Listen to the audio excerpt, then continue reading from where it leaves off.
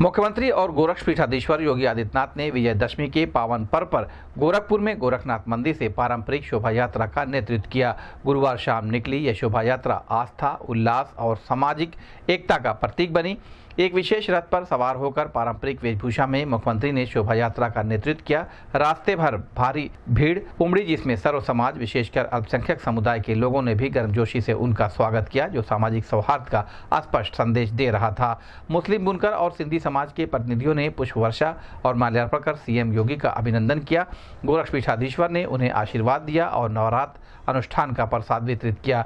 इन क्षणों ने गोरक्षपीठ के प्रति विभिन्न समुदायों की गहरी आस्था और उद्भाव को प्रदर्शित किया। नाथ पंथ के विशेष वाद्य यंत्रों और नगाड़ों की धुन के साथ लोक कलाकारों की प्रस्तुतियों के बीच शोभा यात्रा आगे बढ़ी। शोभा यात्रा मानसरोवर मंदिर पहुंची, जहां गोरक्षपीठाधीश्वर ने महादेव व अन्य देव विग्रहों की पूजा अर्चना की। इसके बाद शोभा यात्रा रामलीला मैदान पहुंची, जहां सीएम योगी ने प्रभु श्री राम का राजतिलक किया और आरती उतारी। मुख्यमंत्री योगी आदित्यनाथ ने इस अवसर पर प्रदेशवासियों को विजयदशमी की हार्दिक शुभकामनाएं दी। रामाय रामभद्राय रामचंद्राय वेद से सियावर रामचंद्र भगवान की, माता जानकी की, माता जानकी की।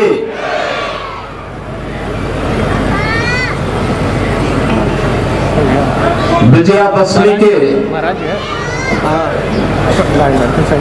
आज के इस पावन अवसर पर अन्याय और अत्याचार के पर्याय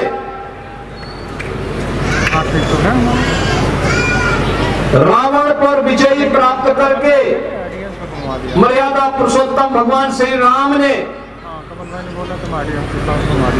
जिस राम राज्य की स्थापना का शंखनाद किया था, वह धर्म, सत्य, न्याय पर आधारित एक ऐसी व्यवस्था थी जो हर देश, हर काल और हर परिस्थिति पर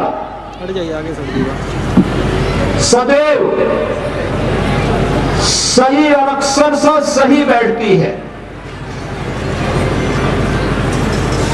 सनातन धर्मावलंबी प्रभु श्री राम के इस उपकार के प्रति कृतज्ञता ज्ञापित करने के लिए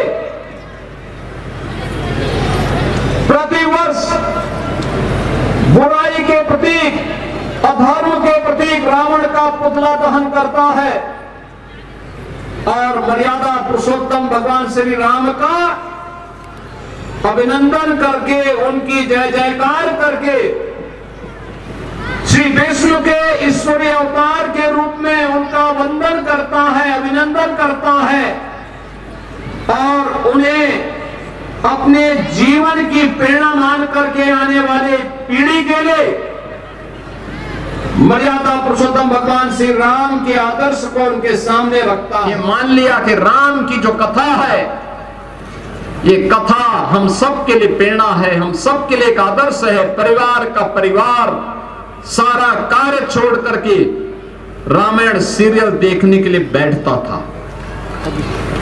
और ये तो मैं 30 वर्ष पुरानी उस घटना का उल्लेख कर रहा हूं, 35 वर्ष पुरानी घटना का उल्लेख कर रहा हूं। आप दूर मत जाइए। कोरोना कालखंड में लॉकडाउन लगने के बाद सबसे लोकप्रिय कोई कार्यक्रम हुआ था, वह कार्यक्रम भी वही सीरियल जब दूरदर्शन पे फिर से चला था, तो वही कार्यक्रम सफलता की नई ऊंचाइयों को छूता हुआ दिखाई दे रहा था। यानी 30 वर्ष के बाद भी रामायण के बारे में आम भारतीय के मन में वही आस्था, वही विचार था। और आज आपका ये जन सैलाब इस बात की गवाही दे रहा है, आपकी उपस्थिति इस बात की गवाही दे रही है कि हर वर्ष आप रामलीला का आयोजन इस मंच पर देखते हैं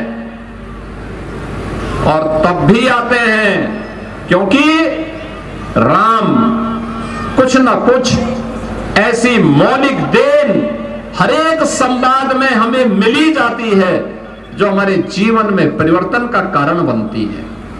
बहनों और भाइयों, भगवान राम और भगवान कृष्ण के बारे में हम सबके मन में जो श्रद्धा है यही तो श्रद्धा हम सबको आगे बढ़ने और विपरीत परिस्थितियों में कार्य करने के लिए एक नई शक्ति देती है, एक नई ऊर्जा देती है। और यही ऊर्जा हम सबकी ऊर्जा है, यही सनातन धर्म की ताकत है। हम सबको इस बारे में ध्यान रखना होगा।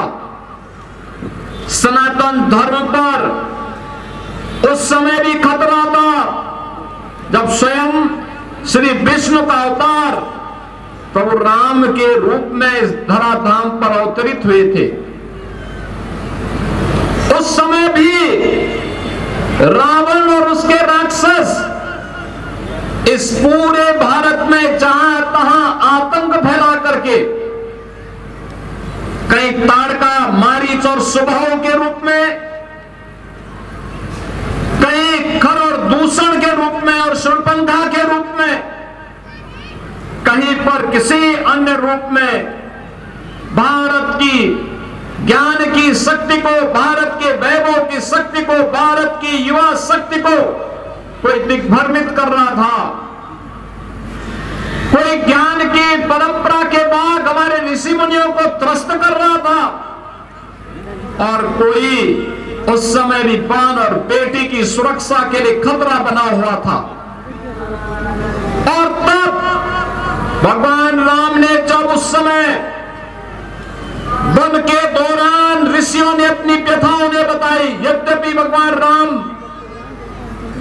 महर्षि विश्वामित्र ने इसकी शुरुआत मां जानकी के साथ स्वयंवर के पूर्व ही ताड़का और सुबाहु के वध के माध्यम से इसकी शुरुआत करवा दी थी।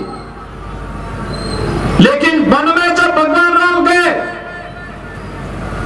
और वहां पे ऋषि मुनियों ने सबने बताया, वहां के नागरिकों ने बताया कैसे राक्षस उनका जीना हराम कर रहे हैं, कैसे भारत की ज्ञान की धरोहर को, संपदा को नष्ट करना चाहते हैं। तब भगवान राम ने एक संकल्प लिया था, निस्सरहीन करहोई भुजटाए प्रणकीन, यानी उनका ये संकल्प जो उन्होंने उस समय कहा था कि मैं अयोध्या के महाराज की आज्ञा से इस बारे में मैं संकल्प लेता हूं कि जब तक इस भारत की भूमि को राक्षस विहीन नहीं कर दूंगा, तब तक वापस अयोध्या में प्रस्थान नहीं करूंगा। और तब फिर आगे की कथा आपने देखी होगी, आगे के वृतांत को आपने सुना होगा, देखा है। रामायण लीलाओं के माध्यम से, रामायण सीरियल के माध्यम से, रामायण ग्रंथ के माध्यम से, रामचरितमानस के माध्यम से आपने उन सभी कार्यक्रमों को देखा है। बहनों और भाइयों, ये केवल राम और रावण का युद्ध नहीं था, ये केवल त्रेता में होने वाला युद्ध नहीं था। ये हर देश, हर काल, हर परिस्थिति में परिस्थितियां बदल जाती हैं, पात्र बदल जाते हैं, नाम बदल जाते हैं, लेकिन ये द्वंद्व हमेशा होता है।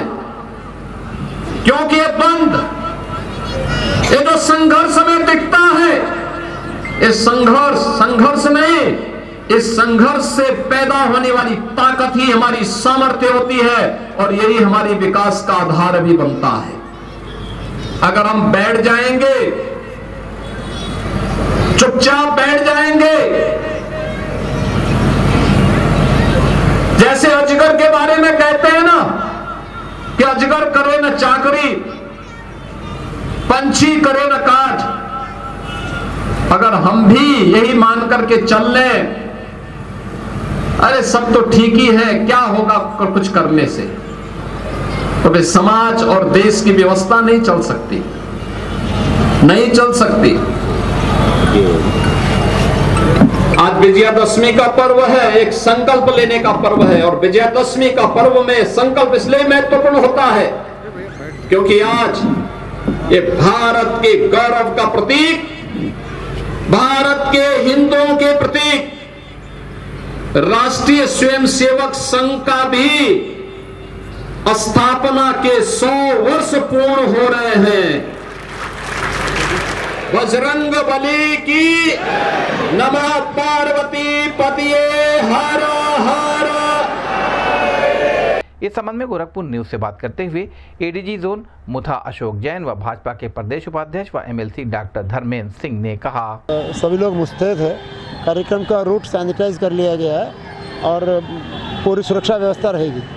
सुरक्षा व्यवस्था के क्या इंतजाम है? क्या ड्रोन से भी निगरानी की जा रही है? और जो हमारे पास रिसोर्सेस है सभी तरीकों का उपयोग करके चाक चौबंद सुरक्षा व्यवस्था की जाएगी। गोरक्षपीठ की ये बहुत प्राचीन और पुरानी परंपरा, गौरवशाली परंपरा है, जहाँ गोरक्षपीठाधीश्वर 9 दिन माँ जगत जननी की भगवती की पूजा अर्चना के बाद विजयदशमी को भगवान गोरखनाथ जी का दर्शन करके उनकी पूजा करके ये शोभा यात्रा निकालते हैं और मानसरोवर पर भगवान शंकर जी की पूजा अर्चना के बाद रामलीला मैदान में भगवान राम को राज तिलक कर रहे हैं।